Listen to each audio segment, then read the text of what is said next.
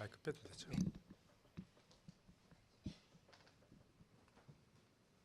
할렐루야. 네, 우리가 간다 우간다 김유신 선교사입니다.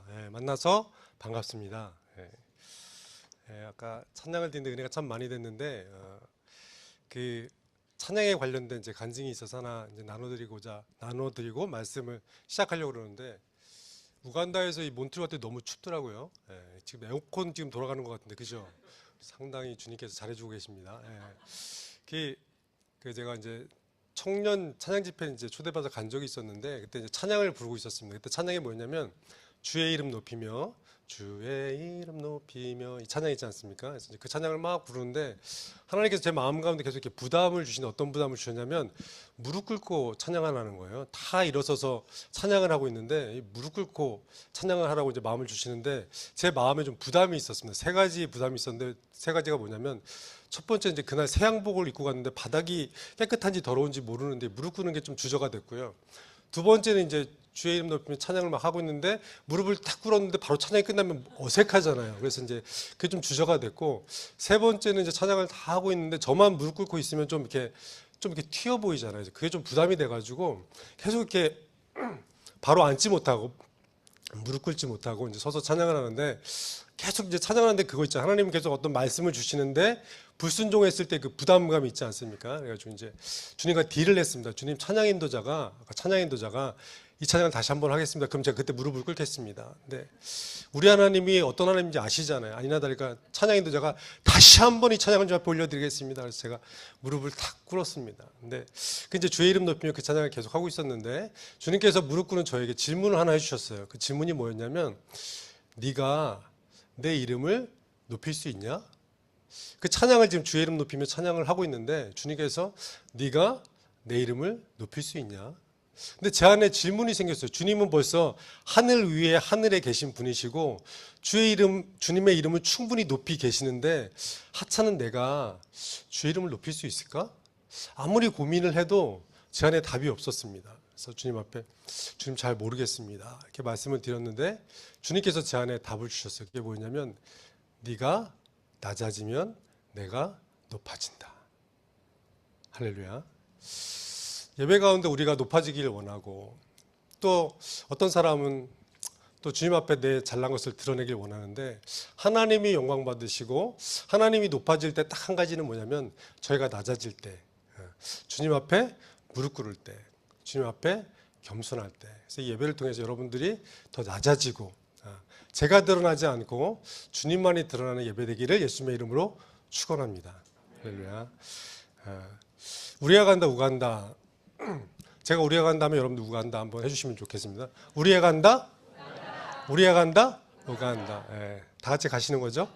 우리가 간다 우간다 우리가 간다 우간다 김유신 선교사입니다. 영혼권 세계 선교는 저희 집 가훈입니다. 그래서 저희 성훈이 성결이 저희 아들이 같이 있는데 어렸을 때부터 우리는 먹든지 마시든지 살든지 죽든지 영혼권 세계 선교를 위해 산다. 그래서 이제 많은 분들이 저희가 안식년을 맞아서 한국에 가면 제가 이제 안식년을 맞이해서 지금 이곳에 왔거든요.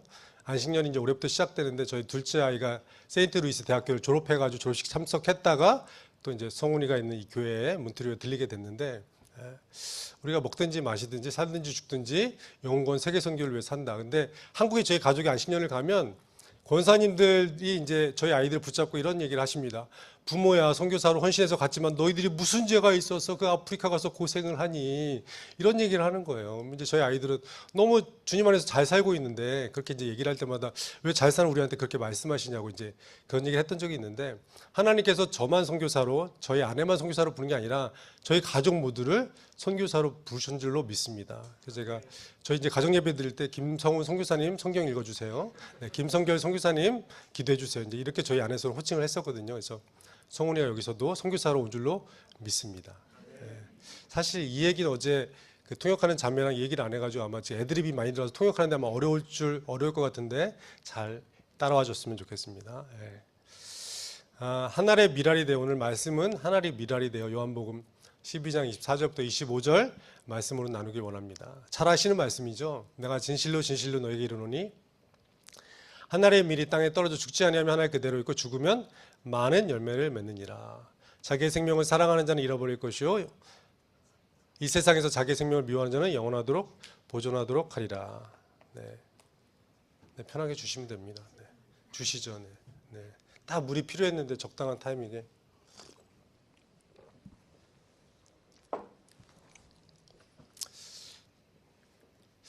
혹시 여러분 이런 씨앗을 보셨는지 모르겠어요. 파파야라고 들어보셨습니까? 미국에서 물어보니까 다 아시던데 캐나다는 잘 모르신다 그러더라고요. 파파야. 그래서 요 파파야인데 뭐라 그럴까요? 맛있는 과일인데 저희가 이제 자주 따먹습니다. 그래서 파파야를 반을 자르면 그 안에 씨앗이 저렇게 수백 개가 있습니다. 그래서 저 파파야 씨를 말려서 심으면 파파야가 납니다. 예. 제가 말려서 심었는데 1년 후에 저런 열매가 맺혔습니다. 할렐루야. 예. 저 많은 씨앗 중에 씨앗 하나를 심었는데 1년이 지났는데 저렇게 많은 열매가 맺히는 것입니다. 예. 한 알의 씨앗이 죽으면 많은 열매를 맺는데 죽지 아니하면 한 알 그대로 있느니라. 제가 이 교회를 보면서도 하나님께서 이곳에 이재 목사님 부부를 보내주셔가지고 한 알의 밀알이 되어서 두 분의 헌신과 수고로 이곳에서 죽으셔서 이 많은 열매가 이 교회가 세워진 줄로 믿습니다. 이처럼 하나님께서 많은 씨앗을 열방 가운데 뿌리고 계시죠. 그 씨앗 중에 하나가 저와 저희 가족이었습니다. 그래서 앞으로는 저희 가족이 어떻게 열매 맺었는지 그 이야기들 나누기를 원합니다. 근데 이제 씨앗이 떨어지는 땅이 중요하지 않습니까? 그 땅 중에서 이제 아프리카. 이제 많은 분들이 이제 궁금해 하시는 게, 제가 이제 선교사라고 그러면은, 어떻게 선교사가 되셨습니까? 그리고 어떻게 아프리카로 가게 되셨습니까? 이걸 많이 안 궁금하신가요? 많이 이제 궁금해 하시더라고요. 그래서 그 이야기를 좀 하려고 하는데, 아프리카 선교사라서 그런 게 아니라 아프리카가 굉장히 중요한데 잘 모르는 분들이 많이 계시더라고요. 아프리카에는 몇 개의 나라가 있을까요? 퀴즈. 앞에 숫자고 뒤에 숫자가 같습니다. 뭐 11, 22, 33. 혹시 아시는 분 있으면 어떻게 하셨어요? 55개? 할렐루야. 아, 네. 제가 나중에 $50 드리겠습니다. 네, 할렐루야. 네. 아프리카에는 54개였는데 남수단, 북수단 나눠지면서 55개가 됐습니다. 많은 사람들이 아프리카가 한 나라인 줄 아는 분들도 계세요. 아닙니다. 아프리카에는 55개국이 있습니다. 보시는 것처럼 아프리카는 생각보다 훨씬 크다. 아프리카 안에 중국도 들어가고요. 미국도 들어가고요. 인도도 들어가고요.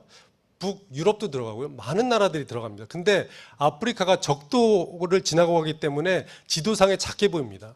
아시아 대륙 다음으로 큰 대륙이 아프리카 대륙입니다. 아프리카 모양을 보시면 심장처럼 생기지 않았습니까? 그래서 저는 열방의 심장이 아프리카라고 생각합니다. 그 아프리카 안에 저 빨간 게 또 보이죠? 저 빨간 것도 심장이라고 생각하는데 저기가 바로 제가 살고 있는 우간다입니다. 그래서 아프리카의 심장, 우간다에서 사역하고 있다고 생각하는데요. 우간다 주변에는 수단, 케냐, 콩고, 탄자니아, 루안다, 부룬디 이런 나라들로 둘러싸여 있는 내륙 국가입니다. 간단하게 설명드리면 캄팔라, 몬트리올하고 이제 7시간 시차가 있는데 아침 11시 몬트리올에 우간다는 오후 6시쯤 되고요. 인구는 한국하고 비슷한 한 5천만 명, 한국 인구가 5천만 명 정도 되죠. 그리고 평균 연령이 중요한데 평균 연령이 한국이 45세, 제가 캐나다 찾아보니까 평균 연령이 42세. 인구를 쭉 한 줄로 세웠을 때 가장 중간에 되는 인구를 평균 연령이라고 하죠. 우간다는 몇 세? 17세. 굉장히 젊은 나라죠. 쭉 한 줄로 세웠을 때 아이들이 엄청 많다는 거죠. 그러니까 미래가 있고 희망이 있는 나라가 우간다입니다. 그래서 우리가 간다? 박자가 끝날 때쯤 맞겠죠. 우리가 간다? 우간다. 그래서 희망이 있고 소망이 있고 미래가 있는 나라가 바로 우간다입니다. 면적은 남한과 북한을 합친 한반도 사이즈 정도 되고요. 종족은 바간다가 제일 많은 종족인데 저 바간다 종족이 가장 많아서 우간다 안에 50여 개 종족이 있는데 바간다 종족이 제일 커서 거기서부터 유래된 나라 이름이 우간다입니다. 종족은 뭐 바소가도 있고 바키가도 있고 이태소도 있고 롱기도 있고 아촐리도 있고 많은 종족이 있습니다. 그중에서 제일 큰 종족이 바간다. 제가 섬기는 종족도 바간다 종족입니다. 공용 언어는 영어, 루간다, 스와힐리 3개 언어를 공용어로 쓰고 있고요. 종족마다 언어가 다르기 때문에 종족끼리도 의사소통이 안 됩니다. 그래서 이제 공용어를 영어나 스와힐리, 루간다로 사용하고 있습니다. 무세베니 대통령이 있는데 40년 장기 집권을 하고 있고요. 지금까지 작년에 올해 이제 1월에 그 또 다시 대통령 선거가 있었는데 그때 문제가 좀 많이 있었습니다. 그때 장기 집권하고 있고요. 종교는 가톨릭, 성공회, 개신교, 이슬람교, 토속 종교 이단들 중에서 신천지나 구원파들이 지금 많이 들어와서 문제가 되고 있습니다. 예, 여러분 좀 기도해 주시면 감사하겠고요. 그 제가 사역하는 마사카라는 지역은 캄팔라 수도에서 한 132km, 132km는 미국이나 캐나다에서는 1시간 거리인데 우간다에서는 3시간 거리입니다. 또 공사 있으면 4시간도 걸립니다. 그래서 적도 근처에 있고요. 고도가 1288m, 그래서 선선한 날씨, 인구는 한 30만 명 정도 되고요. 바간다 종족, 영어 스왈리, 루간다를 쓰고 있습니다. 근데 여기 시계가 시계가 고장났나요? 그럼 제가 시간을 체크 못해서 넘치게 설교를 하더라도 여러분들 이해해 주셔야 됩니다. 제 잘못이 아닌데 시계가 없어서. 네. 보시면 저희 캄팔라에서 저희 집을 쭉 가다 보면 저는 적도가 나타납니다. 그거 아세요? 이게 적도 위하고 아래, 북방구하고 남방구하고 이렇게 화장실 물을 내리면 물이 흐르는 방향이 다르죠. 다 배우셔서 아시죠? 그리고 이제 적도에서는 계란이 잘 세워집니다. 그런 이야기 들어보셨죠? 그리고 적도에서 물을 내리면 흐르지 않고 바로 그대로 빠집니다. 적도에서는 돌지 않고 바로 물이 빠집니다. 그래서 적도에서 이제 그거를 하는 저기 보면 노란 게 보이는데 그거를 보여줘서 참석하면 이렇게 서티피케이트를 줍니다. 그래서 여기에 참석했다고. 이제 마사카 저희 지역인데요. 마사카를 어르신분들이 오시면 그렇게 얘기를 하시더라고요. 1960년대, 70년대 한국 모습과 비슷하다고.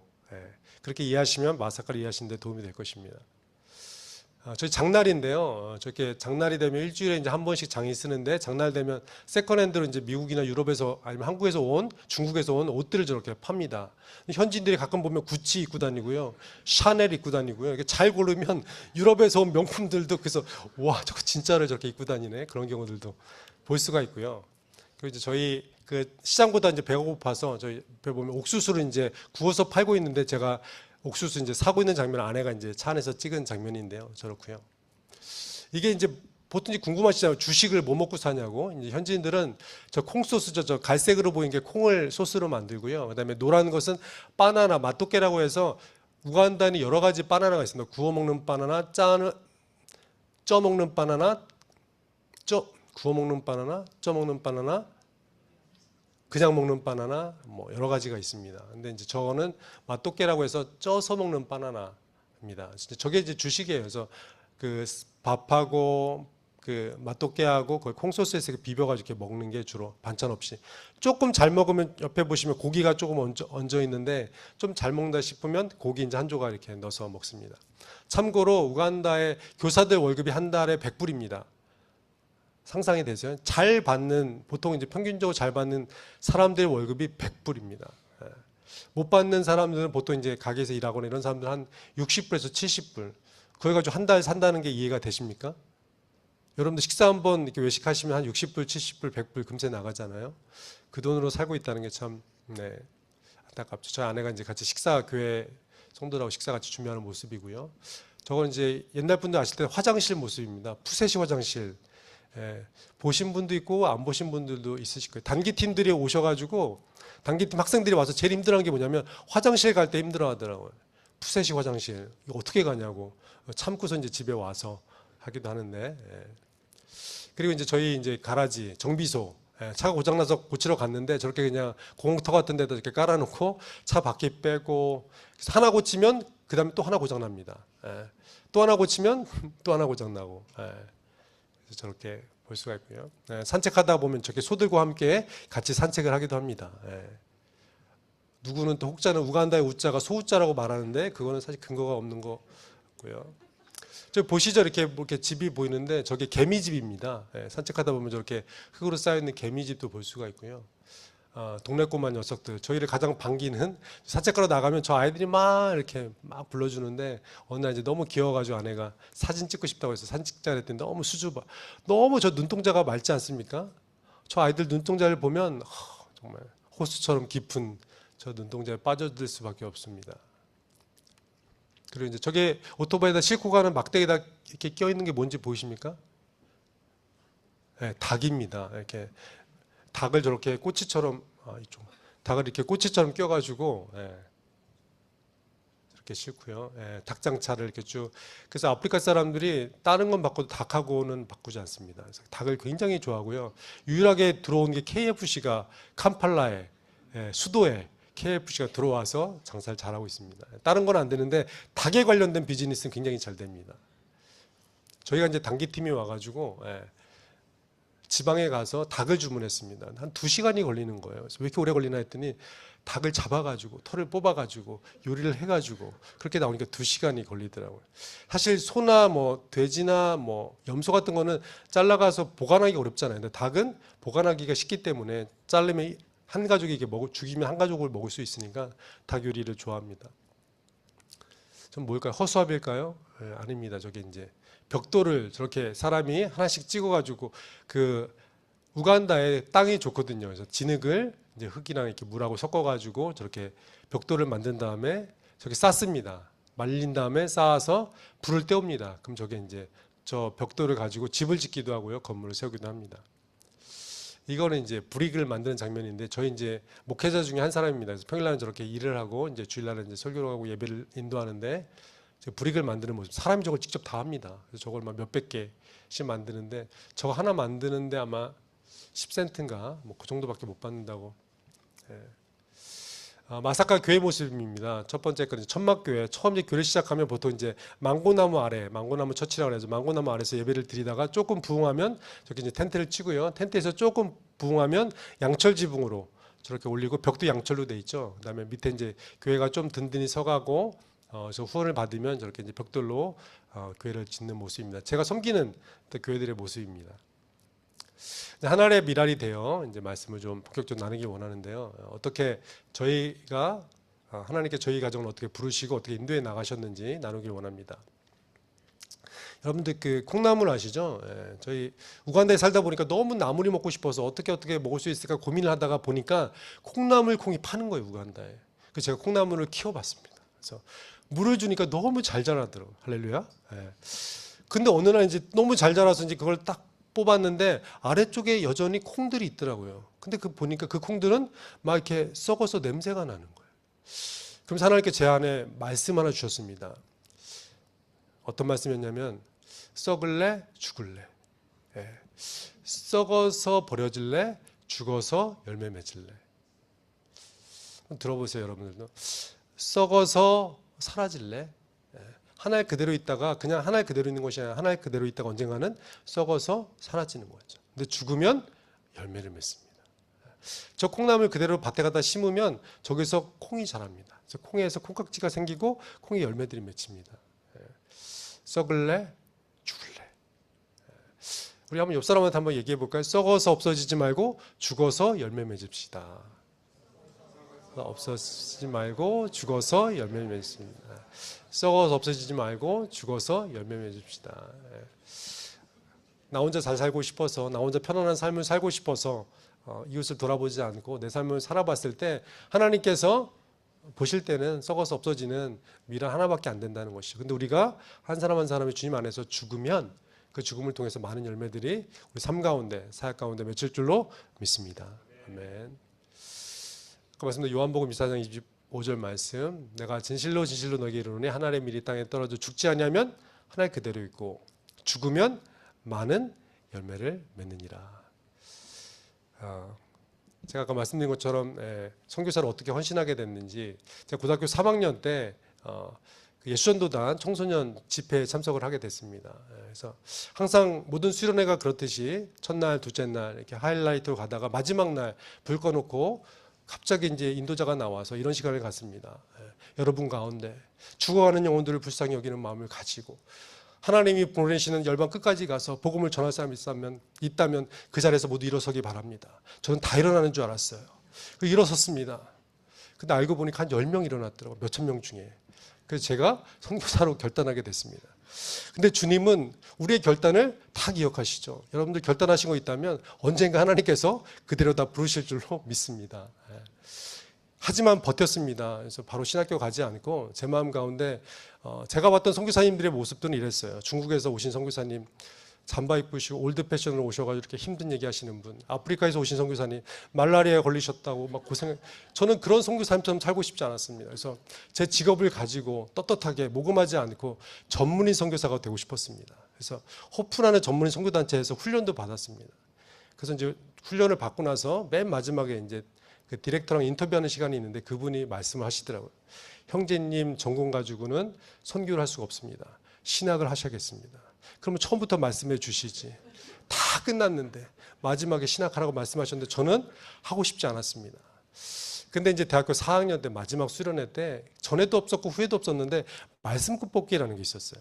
그래서 이제 말씀을 딱 뽑았는데 아니나 다를까 마가복음 16장 15절 너희는 온 천하에 다니며 만민에게 복음을 전파하라. 알겠습니다. 신학하면 되잖아요. 이렇게 하나님께 고백을 하고 이 자리까지 왔는데 오늘 아내랑 이 말씀을 나누다 보니까 온 천하에 다니며 만민에게 복음을 전파하라. 제가 지금 미국에서도 설교하고 왔거든요. 캐나다도 보내주시고 아프리카도 보내주시고 한국도 보내주시고 생각해 보니까 온 천하에 다니며 만민에게 복음을 전파하고 있더라고요. 할렐루야. 사명은요 내가 갖는 게 아니라 하나님이 심어주는 것입니다.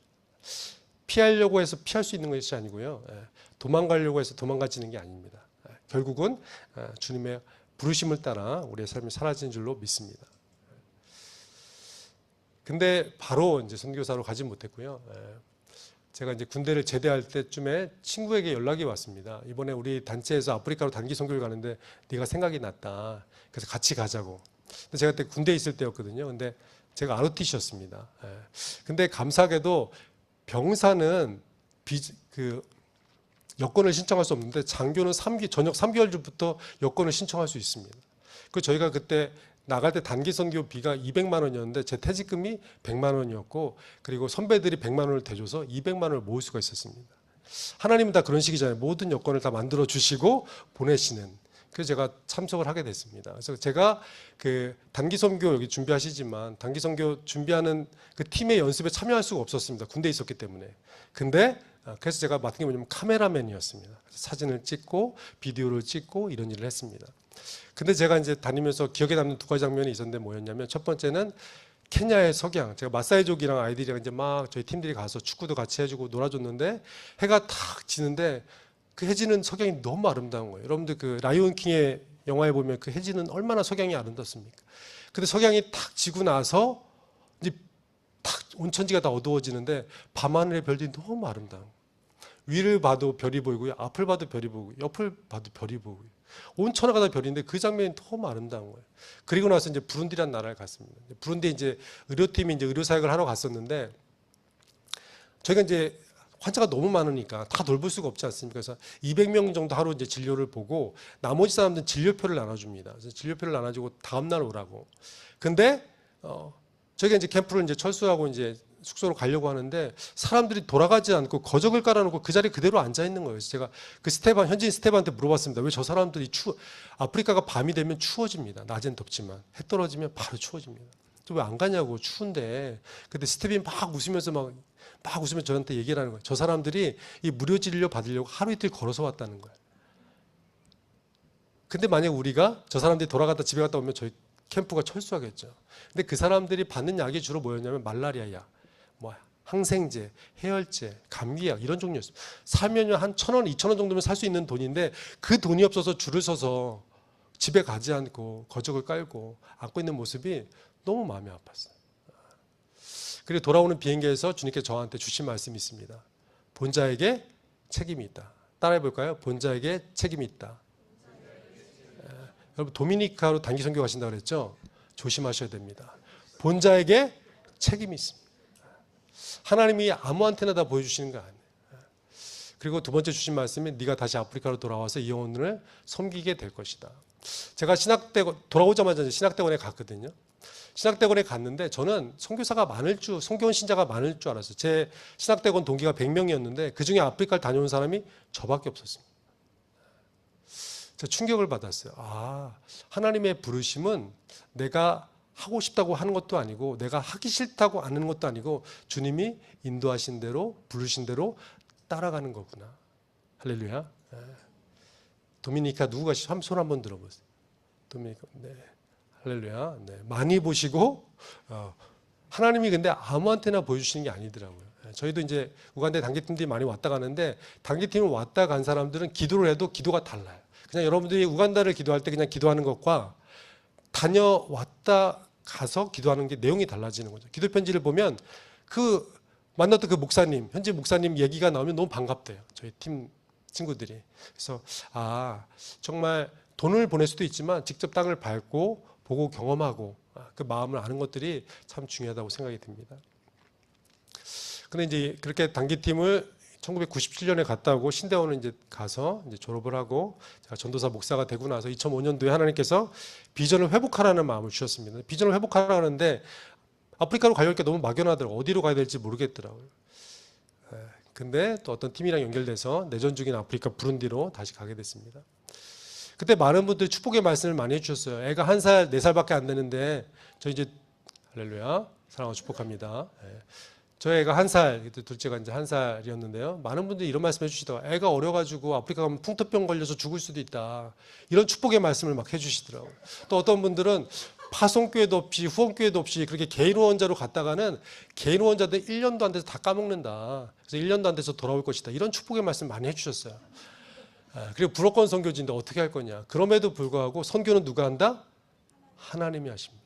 선교는 사람이 하는 게 아닙니다. 하나님이 하십니다. 제가 2006년도에 부룬디에 가서 지금까지 한 번도 후원금이 모자란 적이 없었고요. 저희가 한 번도 굶은 적이 없습니다. 할렐루야. 하나님의 일은 하나님이 하십니다. 저희는 그냥 주님이 하시는 거 따라만 가면 됩니다. 근데 이제 막상 이제 2006년도에 가려고 하니까 저 혼자 갈 땐 괜찮았는데 1살, 4살 된 아이들하고 아내를 데리고 가려고 하니까 갑자기 제 마음과 두려움이 생기더라고요. 가서 뭘 할 수 있지?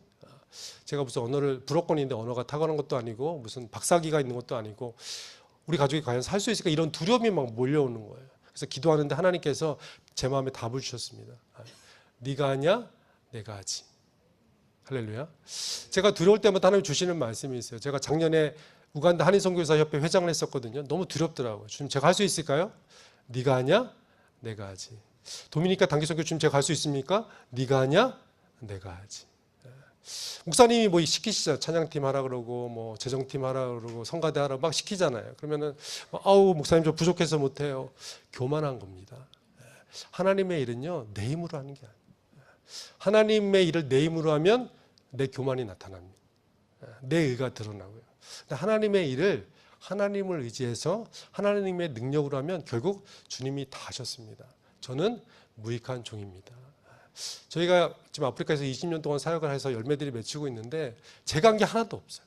결국은 주님이 시키신 거 순종했더니 지나고 나니까 열매가 맺힌 줄로 믿습니다. 몬트리올 제자교회도 목사님이 아마 하신 게 아무것도 없으시죠. 하나님께서 시키신 거 아마 순종만 하셨을 것 같아요. 순종하니까 열매가 맺히고 그 가운데 은혜가 있고 그 가운데 섬김이 있고 그 가운데 부흥이 있어서 지금까지 교회가 있는 줄로 믿습니다. 아멘.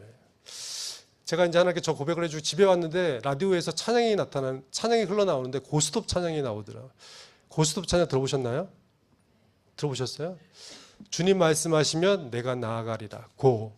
주님 뜻이 아니면 내가 멈춰서리라. 스톱. 그래서 고스톱 찬양. 그래서 그 찬양이 이렇게 막 이렇게 흘러나오면서 제 마음이 감동이 되면서 그때 주신 말씀이 뭐냐면 내가 내게 명령한 것이 아니냐. 강하고 담대하라. 두려워하지 말면 놀라지 말라. 내가 어디로 가든지 내 하나님 여호와가 너와 함께 하시느니라. 여러분 뭐 새로운 거 시작하실 때 아마 이런 두려움이 있으실 수 있어요. 단기팀 가실 때 두려움이 있으실 수 있어요.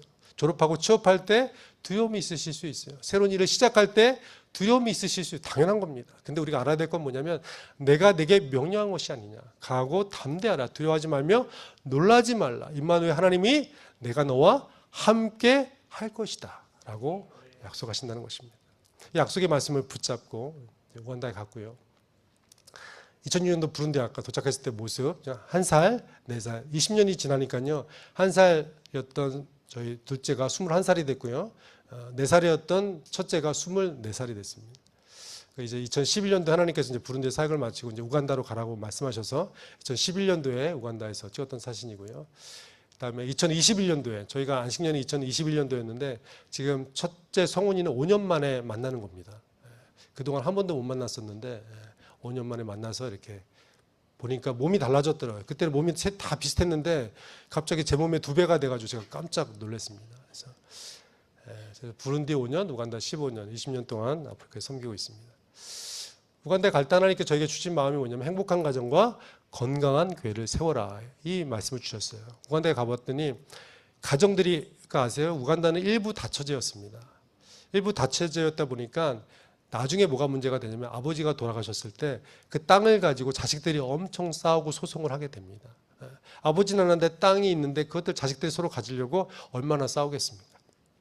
그래서 가정 가운데 문제가 참 많이 있고요. 그리고 다울이라 그래서 아내를 결혼할 때 아내의 부모에게 그 결혼 지참금을 주는데, 그렇기 때문에 이 사람들은 아내를 소유물로 생각합니다. 그래서 때리기도 많이 하고요. 노예처럼 아내를 학대하고 이런 일들이 많이 있어서 가정 문제가 심각하고요. 교회는 있습니다. 근데 교회는 있는데 훈련받은, 교육받은, 신학교육을 받은 목회자들이 거의 없습니다. 우간다 영국 식민지였기 때문에 우간다가 교회들이 조금 이렇게 있긴 했었는데, 기독교적인 배경으로 바뀌긴 했는데, 문제는 이들이 철수하면서 우간다 사람들이 교육을 안 시켰어요. 그 대신 인도 사람들 중간에 중앙관리자로 세워서 교육시키다 보니까 그 영국 사람들이 철수할 때 우간다에 지식인들이 별로 없었어요. 문제는 종교계에도 훈련받은 목회자가 별로 없었습니다. 그러다 보니까 우간다 이단도 많고요. 우간다에 신비 종교도 많고요. 이 사람들이 샤머니즘이 그대로 교회에 들어와서 목사님이 물을 팝니다. 이 생수를 먹으면 병이 낫는다. 시험 때가 되면 볼펜을 팝니다. 이 볼펜으로 시험을 보면 합격할 수 있다. 근데 그걸 사요, 성도들이. 그래서 저는 가정사역, 성경적 상담과 상담교육, 목회자 훈련 사역, 가정사역은 아내가 주로 하고 있고요. 목회자 훈련 사역은 제자훈련과 목회자 훈련, 단기 선교팀 사역과 순회설교 사역을 하고 있고요. 사진을 보여드리면 행복한 가정, 목회적 가정 상담과 상담 훈련. 특별히 이제 우간다 교회 목사님, 사모님들의 문제가 심각합니다. 사모님들이 굉장히 정서적으로 문제가 많이 있고요. 또 이제 남편 문제, 교회 문제, 또 가정 문제들이 많이 있어서 아내가 이제 주로 사모님들 상담을 하고요. 그리고 여성 리더들을 상담해서 현지인을 상담할 수 있도록 하고 있고요. 그다음에 또 이제 아내가 이제 저렇게 컨퍼런스 상담 훈련을 하다 보니까 그 여성 리더들이 우리 좀 컨퍼런스를 했으면 좋겠다고, 너무 강의가 좋다고, 그래서 저희 이제 안식년 마치고 돌아가면 여성 리더들 대상으로 카운셀링 컨퍼런스를 하려고 준비를 하고 있습니다. 건강한 교회, 사역자 제자 훈련. 여기도 보니까 제자교회더라고요. 제가 너무 제자를 좋아하거든요. 제자훈련. 사역자 신학훈련, 현지어 교재 번역 출판. 그래서 그 영어를 못하는 목회자들이 있어서 이 교재를 영어에서 루간다로 번역해서 출판하는 일도 하고 있습니다. 목회자 훈련 졸업식인데 1기 때 마사카 초테라 13명, 옌도, 카토부, 옌도 두 번째.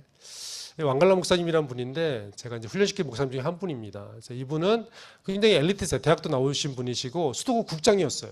근데 이분이 집사님이셨어요. 왕갈라 집사님이었는데 그 담임 목사님이 갑자기 병에 걸려서 돌아가시면서 성도들이 보니까 제일 똑똑한 사람이 이 왕갈라 집사님이셨어요. 돌아가시면서 자네가 목회, 그러면서 돌아가셨어요. 그래서 갑자기 그 다음날부터 이분이 목사가 되신 거예요. 근데 목사가 됐는데 설교를 어떻게 해야 되는지, 성도들을 어떻게 돌봐야 되는지 전혀 모르잖아요. 그래서 이분이 기도하기 시작해서, 하나님, 저를 목사로 부르셨으면 저에게 좋은 선생님을 보내주십시오. 그렇지 않으면 제가 이 목회를 할 수가 없습니다. 근데 6개월 만에 누가 나타났을까요? 할렐루야. 김유진 선교사가 갑자기 마사카에 나타났습니다. 그래서 제가 훈련하는데 이분이 제일 앞에 앉아서 너무 열심히 쓰시는 거예요. 그리고 6개월이 지났는데 이분이 저한테 와서 이 고백을 하시는 거예요. 선교사님이 마사카에 오신 것은 제 기도 응답입니다. 그래서 왜 그러냐 물어봤더니 이 설명을 쭉 해주시더라고요. 이 중에 이분이 또 나중에 훈련 마치실 때 어떤 얘기를 해주셨냐면, 자기가 그전에는 운전면허 없는 무면허 운전기사였다는 거예요. 교회를 어떻게 해야 되는지, 설교를 어떻게 해야 되는지, 성도들 어떻게 돌봐야 되는지 몰랐다는 거예요. 근데 이제 훈련을 다 마치고 났더니 이제는 운전면허증이 있는 운전기사가 된 것 같다고. 이제 어떻게 운전을 해야 되는지 알 것 같다고. 어떻게 설교를 준비해야 되는지, 어떻게 성경 공부를 해야 되는지, 어떻게 성도들을 돌봐야 되는지 이제 알 것 같다고. 이제 그런 고백을 해주시더라고요. 이 제라드 목사님은 클리닉 의사 선생님이셨어요. 근데 이분이 청년이었는데 훈련에 참석해서 목회자로 콜링을 받았어요. 근데 목회자가 됐는데 어느 날 지방으로 간다는 거예요. 그래서 왜 여기 마사카 근처에도 사역할 데가 많은데 멀리 지방에 가냐 제가 물어봤더니, 선교사님은 한국에서 우간다까지 왔는데 나는 마사카까지 좀 더 가야 되지 않겠습니까? 이렇게 믿음 없는 소리를 하십니까? 이렇게 저를 막 가르치시더라고요. 저희 목회자들이 저보다 믿음이 더 좋습니다. 할렐루야. 그래서 이제 이분이 사역을 잘 하고 있고요. 지금은 또 다른 지방에 가서 채플린으로 사역을 하고 있는데, 제가 이제 여기 지금 미국, 캐나다 오기 전에 이분이 채플린으로 계신 학교에 가서 이제 수료식을 했는데, 지금 저 아이들이 보이셨죠? 고등학교 학생들. 저 고등학교 학생들이 지금 제자훈련에 참석하고 있거나 졸업한 학생들이 저기 지금 사진 찍은 겁니다. 제가 수료식하고 있는 장면인데, 수료식하고 격려 얘기하고 갈 때 또 빈소로 가면 안 되잖아요. 그래서 과자하고 음료수 사줬는데 별거 안 되거든요. 한 뭐 여기 돈은 50센트, 한국 돈은 한 500원 정도밖에 안 되는 음료수하고 과자인데 저걸 받고 너무 좋아하더라고요. 그래서 저렇게 한나라의 미래이 땅에 떨어져서 죽지 않냐면 하나의 그대로 있지만 죽으면 이렇게 많은 열매들이 맺히는 모습들을 여러분들이 보고 계십니다. 카토부 지역은 지방에 있는 지역인데, 좀 마사카에서도 더 시골로 들어가는 지역인데, 목회자 훈련한다 했더니 저렇게 한 20-30명이 저렇게 모이신 거예요. 저 지방에 훈련시켜주러 오는 사람이 없는 거예요. 그래서 목회자 훈련을 시작한다 했더니 2-3시간씩 걸어서 매일 저렇게 훈련에 참석하는 모습입니다. 귀하지요. 그리고 이제 제가 오기 전에 이제 교회들을 다니면서 하나님 마음을 주셔가지고 순회 선교를 하고, 이제 교회들을, 물론 가르치는 목사님들이 사역하는 것도 중요한데 제가 뒤에서 좀 서포트하는 게 필요하다는 생각이 들어서 교회들을 다니면서 이렇게 순회 사역을 하고 있고요. 마지막으로 이제 단기팀 사역. 여러분 단기팀 가시는 것처럼 저희도 이제 매년 성대 겟세마네라는 곳에서 비전 우간다 팀이 오고, 뭐 다른 교회에서도 이제 단기팀이 왔는데, 오는데 저는 이제 여름 성경학교나 학교 전도 집회, 지역교회 전도 집회를 합니다. 학교 전도 집회를 하면 이제 저렇게 스킷 드라마나 워십을 한 다음에 제가 이제 마지막에 올라와서 말씀 복음 제시를 하고 콜링하는 시간을 갖습니다. 제가 여러분 가운데 예수님을 여러분의 주와 구세주로 영접할 사람 손 드세요 그랬더니 저 아이들이 손을 들었습니다. 몇 명이 손 들었죠? 거의 다 들었죠. 저 아이들이 너무 마음이 순수하기 때문에 복음을 제시하면 다 받아들여요. 근데 어릴 때 아직 좀만 크면, 지금 우간다에도 핸드폰이 들어오고 뭐 여러 가지가 들어와서 마음이 바빠집니다. 마음이 분주해집니다. 마음에 다른 것들이 들어가서 복음이 잘 안 들어가요. 근데 어릴 때는 순수하기 때문에 복음을 전하면 그대로 다 받아들입니다. 할렐루야. 그래서 저렇게 사역을 하고, 저희가 이제 세 교회를 방문했었는데, 대충 제가 숫자를 한번 세봤어요. 세 교회를 방문했는데 세 교회 저희 여름 성경학교 참석하는 애들이 1000명이 되더라고요. 할렐루야. 하나님의 미리 땅에 떨어져 죽지 않으면 하나님 그대로 있는데, 죽으면 많은 열매를 맺는. 30배, 60배, 100배인 줄 알았거든요. 30배, 60배, 100배, 1000배 열매가 맺는 것을 보았습니다. 다시 한번 이제 말씀드리면, 내가 진실로 너에게 이르노니 하나님 미리 땅에 떨어져 죽지 아니하면 하나의 그대로 있고 죽으면 많은 열매를 맺느니라. 아까 제가 말씀드린 파파야 씨앗과 열매, 그 씨가 별거 아닌 것 같지만 저 씨앗이 하나 떨어져서 열매 맺으면 저렇게 많이 열매를 맺습니다. 마지막으로 제가 좋아하는 말씀인데요, 그리스도가 있는 가슴마다 선교사이고 그리스도가 없는 가슴마다 선교지이다. 제가 이렇게 청년 집회를 하거나 아니면 한국 와서 이제 선교 보고를 하거나 설교하라고 하면 많은 분들이 설교 끝나고 나서 저한테 오세요. 그래서 선교사님, 저도 젊었을 때 선교사로 헌신했는데요, 직장 때문에 가정 때문에 못 나가고 있습니다. 죄책감 가운데 살고 있습니다. 죄송합니다. 그런 얘기를 많이 하세요. 그럼 제가 하는 얘기가 뭐냐면, 그리스도가 있는 가슴마다 뭐라고요? 선교사이고 그리스도가 없는 가슴마다 선교지이다. 여러분 가슴 속에 그리스도가 있습니까? 아멘. 그럼 여러분도 선교사입니다. 그리스도가 있는 가슴마다 선교사이고, 여러분 주변 가운데 그리스도를 모르는 가슴이 있지 않습니까? 그분들이 여러분들 선교지입니다. 선교지가 꼭 아프리카나 도미니카나 어디 멀리 있는 것이 아니라, 여러분 주변 가운데 그리스도를 모르는 사람이 여전히 있다면, 여러분 가족 가운데 예수님을 모르는 사람이 여전히 있다면, 그분들이 여러분의 선교지인 줄로 믿습니다. 한번 따라해 볼까요? 그리스도가 있는 가슴마다 선교사이고 그리스도가 없는 가슴마다 선교지이다. 우리 다 같이 기도했으면 좋겠습니다. 기도할 때